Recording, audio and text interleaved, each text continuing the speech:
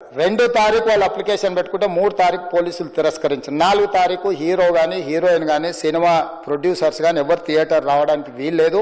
ఈ థియేటర్లో మేము సెక్యూరిటీ ఇవ్వలేము. ఈ థియేటర్కు ఉన్నది ఒకటే దారి. ఈ దారిలో ఇంతమంది వేలాది మంది అభిమానులు వచ్చినప్పుడు మేము కంట్రోల్ చేయలేము, వద్దు అని తిరస్కరించారు. తిరస్కరించిన తర్వాత కూడా 4 తారీఖు 9:30 ప్రాంతంలో హీరో రావడం జరిగింది. రావడం కారులో వచ్చి థియేటర్లో పోయి సినిమా తెచ్చి మళ్ళీ కారులో వెళ్ళిపోతే పెద్దగా ఇంత ఇబ్బంది జరుగుతుండేనేమో లేదో నాకు తెలియదు. కానీ ఎక్స్రోడ్ చౌరస్తా కంటే ముందు నుంచే కారులో రూఫ్ టాప్ ఓపెన్ చేసి రోడ్ షో చేసుకుంటే థియేటర్లకు పోవడంతో ఆ చుట్టుముట్టుతున్న 7-8 థియేటర్లలో ఉన్న సినిమా అభిమానులు మొత్తం ఇక్కడికే రావడంతో వేలాది మంది జమ అయినారు.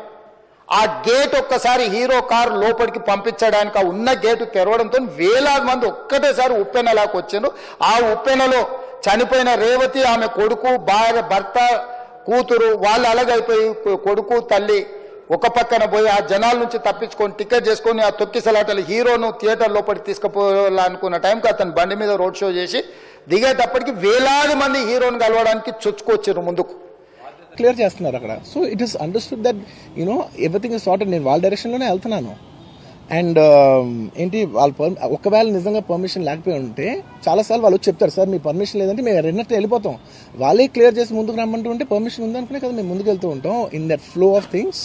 సో నేను ఆ మైండ్ స్పేస్లోనే ఉన్నాను. అండ్ మెయిన్ నేను చెప్పాల్సింది ఏంటంటే అసలు ఇక్కడ this a false allegation that there is a road show, ఏంటది ప్రొసెషన్. అసలు ప్రొసెషన్ కాదు, రోడ్ షో కాదు, ఏమీ కాదు.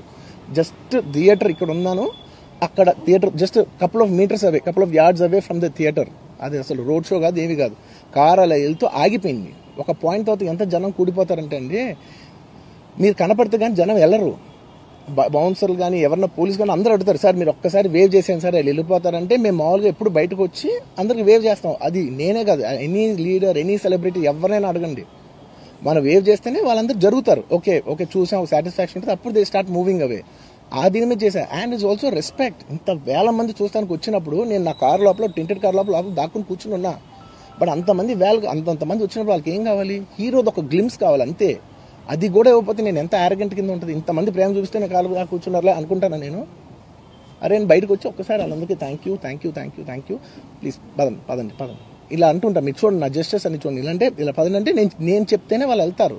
అది పోలీసులు కానీ బౌన్సర్లు అందరూ, మేనేజ్మెంట్ అందరూ అడుగుతారు, సార్ మీరు చెప్తేనే వింటారు, ఒక్కసారి మీరు చెప్పండి అంటే మేము వచ్చి బయటకు వచ్చి ఇలా వేవ్ చేసి ఇలా అంటే వాళ్ళందరూ జరుగుతూ ఉంటారు. That is how we went into the theatre.